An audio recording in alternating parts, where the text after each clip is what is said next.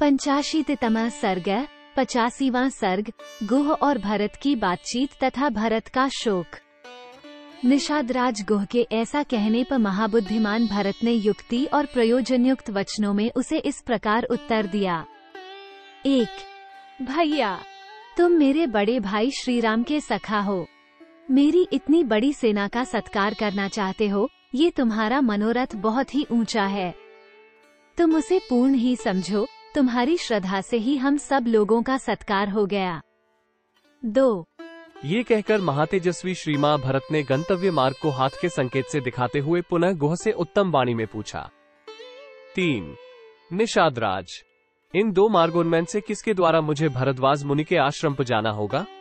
गंगा के किनारे का ये प्रदेश तो बड़ा गहन मालूम होता है, इसे लांघकर आगे बढ़ना कठिन है। 4 बुद्धिमान राजकुमार भरत का यह वचन सुनकर वन में विचरने वाले गुह ने हाथ जोड़कर कहा। 5 महाबली राजकुमार, आपके साथ बहुत से मल्लाह जाएंगे जो इस प्रदेश से पूर्ण परिचित तथा भली भांति सावधान रहने वाले हैं। इनके सिवा मैं भी आपके साथ चलूंगा। 6 परंतु एक बात बताइए, अनायास ही महान पराक्रम करने वाले श्री रामचंद्र जी के प्रति आप कोई दुर्भावना लेकर तो नहीं जा रहे हैं? आपकी यह विशाल सेना मेरे मन में शंका सी उत्पन्न कर रही है। 7 ऐसी बात कहते हुए गुह से आकाश के समान निर्मल भरत ने मधुर वाणी में कहा। 8 निषादराज, ऐसा समय कभी ना आए। तुम्हारी बात सुनकर मुझे बड़ा कष्ट हुआ। तुम्हें मुझ पर संदेह नहीं करना चाहिए। श्री रघुनाथ जी मेरे बड़े भाई हैं, मैं उन्हें पिता समान मानता हूँ। 9 ककूटस्थ कुलभूषण श्री राम वन में निवास करते हैं, अतः उन्हें लौटा लाने के लिए जा रहा हूँ। गुह, मैं तुमसे सच कहता हूँ, तुम्हें मेरे विषय में कोई अन्यथा विचार नहीं करना चाहिए।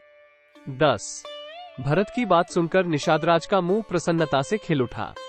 वो हर्ष से भरकर पुनः भरत से बोला। 11 आप धन्य हैं जो बिना प्रयत्न के हाथ में आए हुए राज्य को त्याग देना चाहते हैं। आपके समान धर्मात्मा मुझे इस भूमंडल में कोई नहीं दिखाई देता। 12 कष्टप्रद वन में निवास करने वाले श्री राम को जो आप लौटा लाना चाहते हैं, इससे समस्त लोकों में आपकी अक्षय कीर्ति का प्रसार होगा। 13 जब गुह भरत से इस प्रकार की बातें कह रहा था, उसी समय सूर्यदेव की प्रभा अदृश्य हो गई और रात का अंधकार सब ओर फैल गया। 14 गुह के बर्ताव से श्री मां भरत को बड़ा संतोष हुआ और वे सेना को विश्राम करने की आज्ञा दे शत्रुघ्न के साथ शयन करने के लिए गए। 15 धर्म पर दृष्टि रखने वाले महात्मा भरत शोक के योग्य नहीं थे, तथापि उनके मन में श्री रामचंद्र जी के लिए चिंता के कारण ऐसा शोक उत्पन्न हुआ जिसका वर्णन नहीं हो सकता। 16 जैसे वन में फैले हुए दावानल से संतप्त हुए वृक्ष को उसके खोखले में छिपी हुई आग और भी अधिक जलाती है, उसी प्रकार दशरथ मरणजन्य चिंता की आग से संतप्त हुए रघुकुल नंदन भरत को वह राम वियोग से उत्पन्न हुई शोकाग्नि और भी जलाने लगी।